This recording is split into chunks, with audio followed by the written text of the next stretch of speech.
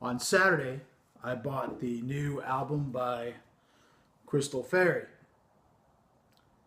It's now Monday morning, 2 days later, and I still haven't opened it. And I'll tell you why.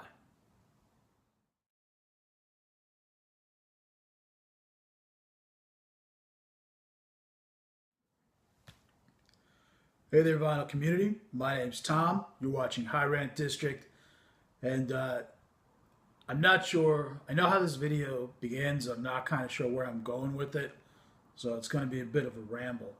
So, like I said, I'll back up here. The On Saturday morning, I was decided to listen to Bosnian Rainbows. Now, Bosnian Rainbows came out around 3 or 4 years ago, and it's a collaboration essentially with let's see, it's got Omar Rodriguez Lopez from At the Drive-In. He's also formerly of the Mars Volta, which I don't like, so I don't have any of their albums to show. So you got Omar Rodriguez Lopez, and then in Bosnian Rainbows, as well as Terry Genderbender, lead singer for Le Butcherettes. You know, two bands I like, so that kind of led me to Bosnian Rainbows. And you know how music goes. You dig one thing and you kind of like dive into it, and then like there's different directions and what are the connections to that album and blah blah blah. So I'm listening. There I am listening to Bosnian Rainbows, thinking this record came out a couple years ago. I wonder if they have anything new out. So I look them up. The band is no more, but then you find out that Terry Genderbender and Omar Rodriguez Lopez have gone into a collaboration with King Buzzo and Dale Crover of the Melvins to create a new band that's now current called Crystal Fairy. Crystal Fairy, I sampled one of the songs and I dug it. And I took a look online, streamed a song, thought it sounded great. It definitely had that Melvins edge to it. And you add that to like a, Bosnian Rainbows / At the Drive-In / Le Butcherettes, and I'm thinking that's probably going to be a pretty good record. So I look up the record online. This came out March 3rd, I think, so 8 or 9 days ago. When I look it up online, there's a pink fluorescent version, which this one is, and which online was sold out, but the regular black vinyl version, was $19.99 online through the record label, which is Ipecac Recordings. Ipecac Recordings, is it records or recordings? Whatever. Anyway, their thing is that they're a very low overhead, low marketing label formed by Mike Patton of Faith No More and somebody else who escapes me. I haven't had enough caffeine yet this morning. But anyway, so the label is known for low overhead, low marketing. They just put out records they like, and I think their other thing is they only they're very artist friendly, and they only sign artists to one record deals. And I assume they do more if they like them, if each like each other. So anyway, at the Ipecac Recordings website, this record in the black version is $19.99. That's a little bit high, but you figure $19.99, that's cool. And then you add it to your cart online, and then you add U.S. media mail shipping, which besides the box and the tape to seal the box if you need tape, that's going to cost about $2.63 to mail. But when you put it in your cart and you live in the U.S., the media mail charge, instead of $3 or $4, which would be reasonable, is $7.79. So $27.79 seemed a bit much. So I took a drive over to the large local record store to see if I could get this record. I haven't been to a record store in about a year. And after getting there, I'm reminded why. So I picked up this record. This is the pink version. See the price there? It's $26.99. The black version was $25.99. But for $26.99, I picked up the pink version because it's more limited. And if I ended up not liking this record, it's a lot easier to flip the limited version than the black version. Personally, I'd rather all records were black, or at least, when a record comes out, I just make them all the same color. I don't like the marketing game with different colors. Get off my lawn! Anyway, yes, I'm old. So, it's a big record store. I take a look around at other records. Besides this $27 record I have in my hands, $27 US is about, if you're watching this overseas, it's about 25 euro, right around 22 Great British pounds. If you're in Canada, then $27 US is about $200,000 Canadian. So I'm sitting here wondering why I paid so much for this, $26.99 record. It's not, I'm guessing it's not 180 gram, certainly not touted as an audiophile pressing. It just seems high priced. And that's the high price of new vinyl's kind of been it's been a thing that's gotten under my skin. Which means recently, over the last year or so, I don't buy as much new release vinyl as I used to. Now, the reason I haven't opened this is because the $26.99 price is bugging me so much. I mean, so many independent labels are selling records for $14, $15, $17. And that to me seems like a reasonable price for a brand new vinyl record, especially one that's likely going to be crappily pressed if it's pressed in the U.S. And if it's pressed for less than $50, I should say. So where am I going with this? So yeah, the reason I haven't opened it is because the CD version I can get at Amazon for $11.99. I'm just kind of fighting the urge. I'm like, should I crack this open and keep it, or should I just take this back and buy the CD version for $11.99, less than half the price? Now, the artist clearly is getting the same royalty, whether no matter what version of the physical media is purchased. The mechanical license is going to provide for the same royalties, whether it's a vinyl or a CD.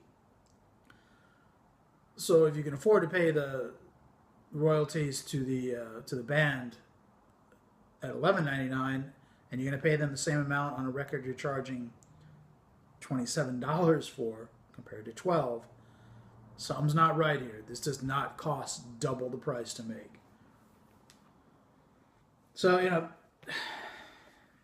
I'm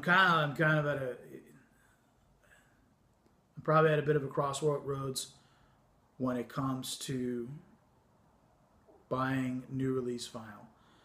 And as I'm looking through that record store, and they have a lot to look through. Every record that's sealed in shrink wrap seems like it's 20-something bucks, and that's insane to me. It should be, the record should not cost, single LP, non-audiophile pressing should not exceed $20. It really shouldn't.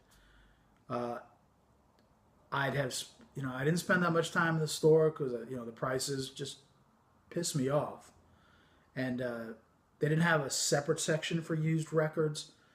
And another thing about record stores, and I get that this is a perk of working in a record store, which I don't do, is that if anything decent comes in that's used that the store buys, and this store has a lot of employees, you got to believe that the employees, rightfully so, are getting first shot at the good stuff that comes in the door. So by the time it hits a used record hits the shelves in a store, especially a busy store, a store with a lot of employees, there's probably nothing that great that's there. Which kind of means I don't with the pricing and the lack of availability of the specific record that I might be looking for in a used form. I end up not shopping very much at local record stores. I'd rather go online, find the version I want, in the condition I want, and not burn my time. My time is just worth money, and I'd rather spend my time, doing. If I want to do other things, do other things. If I want to listen to music, I want to listen to music. Shopping is not a thing that I enjoy doing. It's like, just if there's something I want to buy, I just want to buy it and be done with it, and then just move on with my life or enjoy the product that I purchased. So, if they had used records at least in their own section and not mixed in with the thousands of records that they have, most of which were new, I'm not flipping through the whole store. It's just not happening. So, I look around. I looked in a few different sections, but I just took the one record and gave up. And I'm the type of person, I'll if there's a bunch of records I want to buy, I'm just going to buy a bunch of records. The money's not such a big deal, but it's kind of a big deal. With and here I am rambling. Let me get back to this. $26.99 for a single LP is too much money for a brand new record. If it was an older record in great condition that I really wanted to have, that I knew already was a great record, I'll spend $27 on a used record in the shape that I want, in original form for an older record, sure. But what am I doing? In what world did it make sense to spend $27? I mean, yes, it's got. To be fair, it's probably an excellent record. Terry Genderbender, Dale Crover, and King Buzzo, and Omar Rodriguez Lopez have all done great stuff, on other records, Bosnian Rainbows. So this record, Crystal Fairy, is probably very, very good. And likelihood is I'm going to keep this because I really don't want to get in my car and drive back over to the record store. I hate driving in Portland. The traffic is always ridiculous. So inertia is probably going to keep this here. But, over 2 days I haven't opened it yet. I'm like, So, I kind of, I'm not the type of person that's anti-CD. I prefer records on vinyl, but I'll buy CDs. So I'm kind of right now, the things that are spinning through my head are, do I maybe add some sort of tube coloring, like put some sort of a tube preamp, in between the CD player and the amp or the speakers or somewhere in that circuit to kind of warm up the